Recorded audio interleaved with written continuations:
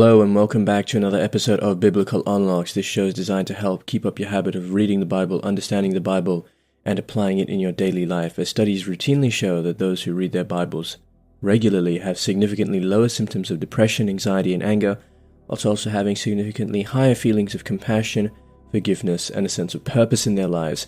And in this episode, we're going to go through Leviticus chapter 13, which is going to set up Israel's procedures for diagnosing and handling skin diseases called tazarat and similar defects in garments and fabrics. So priests are going to be the official examiners. They're going to examine the sore. They're going to decide, is it contagious? Should we isolate this person or object?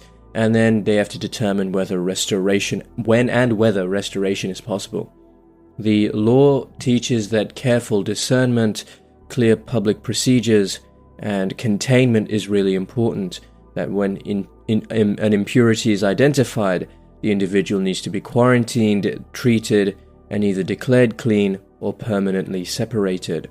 And this is actually coming after the law. These sets of laws are coming after what we observed in Leviticus chapter 12 regarding childbirth and bodily flows. So Leviticus 13 is actually going to continue the book's concern with how holiness is actually embodied and how it is characterized in everyday life. And it's going to emphasize that if you are impure, this is not just a moral situation, but also a social and physical situation, which is going to affect all aspects of life. So the priests are going to act as physicians and judges, not to punish, but to diagnose and protect the congregation. Alright, so let's begin. Long chapter, 59 verses. Let's go. Verses 1 to 17. The focus here is the examination of a suspicious skin sore on the body. The Lord spoke to Moses and Aaron, saying, "When a person has on the skin of his body a swelling or an eruption or a spot, and it turns into a defiling disease on the skin of his body, he shall be brought to Aaron the priest, or to one of his sons, the priests. The priest shall examine the disease on the skin of his body, and if the hair in the diseased area has turned white, and the disease appears to be deeper than the skin of his body, it is a defiling disease. After the priest has examined him, he shall pronounce him unclean. But if the spot is white in the skin of his body, and appears no deeper than the skin, and the hair in it has not turned white, the priest shall confine the diseased person for 7 days." Verse 5. The priest shall examine him on the 7th day, and if he sees that the disease is checked, and the disease has not spread in the skin, then the priest shall confine him 7 days more. Verse 6. The priest shall examine him again on the 7th day, and if the disease has abated, and the disease has not spread in the skin, the priest shall pronounce him clean. It is only an eruption, and he shall wash his clothes and be clean. But if the eruption spreads in the skin, after he has shown himself to the priest for his cleansing, he shall appear again before the priest. The priest shall make an examination, and if the eruption has spread in the skin, the priest shall pronounce him unclean. It is defiling. Verse 9. When a person contracts a defiling skin disease, he shall be brought to the priest. The priest shall make an examination, and if there is a white swelling in the skin, and that has turned the hair white, and there is a patch of raw flesh in the swelling, it is a chronic defiling disease in the skin of his body. The priest shall pronounce him unclean. He shall not confine him, for he is unclean. But if the defiling disease breaks out in the skin so that it covers all the skin of the diseased person from head to foot, so far as the priest can see, then the priest shall make an examination, and if the defiling disease has covered all his body, he shall pronounce him clean of the disease. Since it has all turned white, he is clean. But if raw flesh appears on him, he shall be unclean. The priest shall examine the raw flesh and pronounce him unclean. Raw flesh is unclean, it is defiling. But if the raw flesh again turns white, he shall come to the priest. The priest shall examine him, and if the disease has turned white, the priest shall pronounce the diseased person clean. He is clean. Okay, now verses 18 to 23 are going to focus on scalp and hair infections as well as special signs. Verses 18 to 23. Verse 18. When there is on the skin of one's body a boil that is healed, and in the place of the boil there appears a white swelling or a reddish-white spot, it shall be shown to the priest. The priest shall make an examination, and if it appears deeper than the skin, and its hair has turned white, the priest shall pronounce him unclean. This is a defiling disease broken out in the boil. But if the priest examines it, and the hair on it is not white, nor is it deeper than the skin, but has abated, the priest shall confine him 7 days. If it spreads in the skin, the priest shall pronounce him unclean, it is diseased. But if the spot remains in one place, and does not spread, it is the scar of the boil. The priest shall pronounce him clean. Verse 24 to 37 is going to focus on various patterns of discoloration and spread.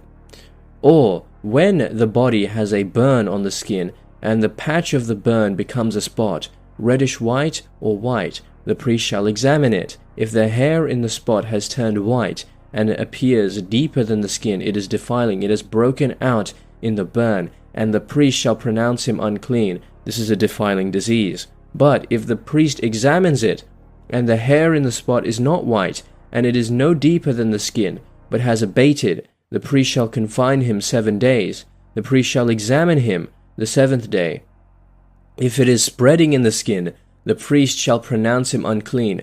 This is a defiling disease. But if the spot remains in one place and does not spread in the skin, but has abated, it is swelling from the burn, and the priest shall pronounce him clean, for it is the scar of the burn. Verse 29. When a man or a woman has a disease on the head or in the beard, the priest shall examine the disease. If it appears deeper than the skin, and the hair in it is yellow and thin, the priest shall pronounce him unclean. It is an itch, a defiling disease of the head or the beard. If the priest examines the itching disease, and it appears no deeper than the skin, and there is no black hair in it, the priest shall confine the person with the itching disease for 7 days. On the 7th day, the priest shall examine the itch. If the itch has not spread, and there is no yellow hair in it, the itch appears to be no deeper than the skin, he shall shave, but the itch he shall not shave. The priest shall confine the person with the itch for 7 days. More. On the 7th day, the priest shall examine the itch. If the itch has not spread in the skin, and it appears no deeper than the skin, the priest shall pronounce him clean. He shall wash his clothes and be clean. But if the itch spreads in the skin, after he was pronounced clean, the priest shall examine him. If the itch has spread in the skin, the priest need not seek for the yellow hair, he is unclean. But if in his eyes the itch is checked, and black hair has grown in it, the itch is healed. He is clean, and the priest shall pronounce him clean. Verses 38 to 44 considers white spots on bald heads, and again special rulings. Verse 38. When a man or a woman has spots on the skin of the body, white spots, the priest shall make an examination, and if the spots on the skin of the body are of a dull white, it is a rash that is broken out on the skin, he is clean. Verse 40. But if anyone loses hair from his head, he is bald, but he is clean. If he loses the hair from his forehead and his temples, he has baldness of the forehead, but he is clean. But if there is on the bald head or the bald forehead a reddish-white disease spot, it is a defiling disease breaking out on his bald head or his bald forehead. The priest shall examine him. If the diseased swelling is reddish-white on his bald head or on his bald forehead, which resembles a defiling disease in the skin of the body, he is defiled, he is unclean. The priest shall pronounce him unclean. The disease is on his head. Verse 45 to 46. The person who has the defiling disease shall wear torn clothes, and let the hair of his head be disheveled, and he shall cover his upper lip and cry out, unclean, unclean.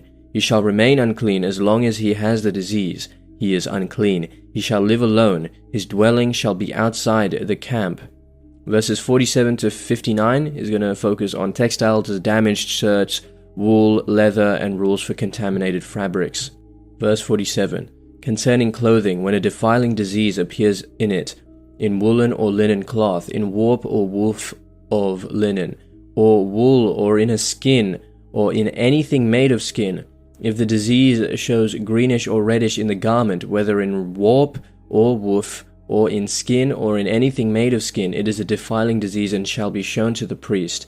The priest shall examine the disease and put the diseased article aside for 7 days. He shall examine the disease on the 7th day. If the disease has spread in the cloth, in warp or woof, or in the skin, whatever be the use of the skin, this is a spreading, defiling disease. It is unclean. You shall not burn the clothing, whether diseased in warp or woof, woolen or linen, or anything of skin, for it is a spreading, defiling disease. It shall be burned in fire. Verse 53.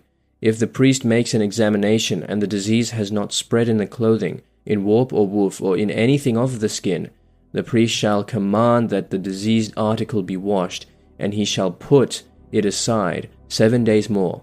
The priest shall examine the diseased article after it has been washed.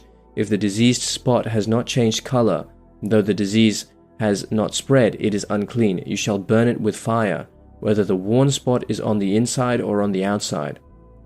Verse 56. If the priest makes an examination, and the disease has abated after it is washed, you shall tear the spot out of the cloth, in warp or woof, or out of the skin. If it appears again in the garment, in warp or woof, or in anything in the skin, it is spreading. You shall burn it with fire, that in which the disease appears. But the cloth, warp or woof, or anything of skin from which the disease disappears, when you have washed, it shall then be washed a second time, and it shall be clean. Verse 59. This is the rule for a defiling disease in a cloth of wool or linen, either in warp or woof, or in anything of skin, to decide whether it is clean or unclean. Alright, time for some deep biblical unlocks. In verses 1 to 17, we saw that when someone presents with a sore patch on the skin, the priest has got to examine it. If it appears superficial, no spreading, raw, or hair gone, the priest actually isolates the person 7 days to observe. If it continues to grow or changes, a white spreading appears, the priest declares it contagious. The word is metzora, and the person is separated and they must live outside the camp, their clothes exposed, and they cry unclean, unclean, until pronounced clean.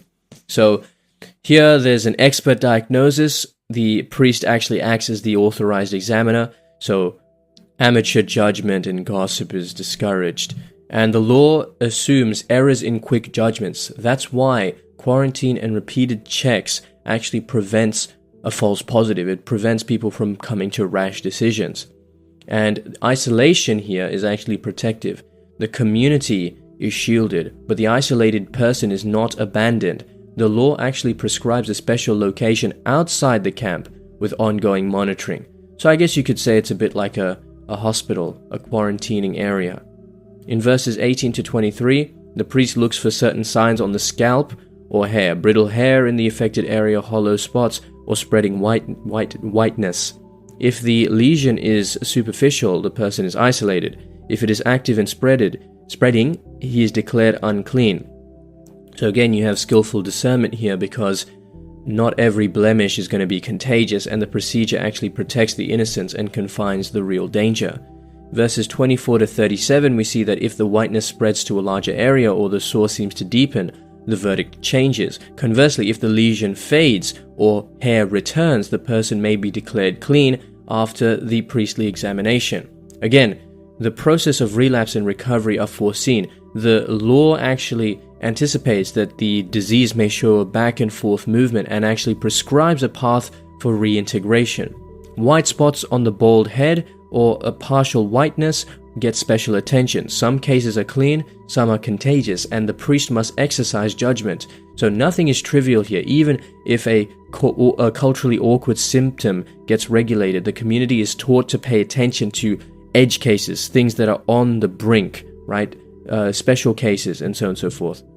We also see in verses 47 to 59 that if clothing, wool, linen, or leather shows a similar spreading stain, the priest examines the article. If it is washed and the stain disappears, it is clean. If not, it is burnt, and the text treats fabric as potential carriers of impurity.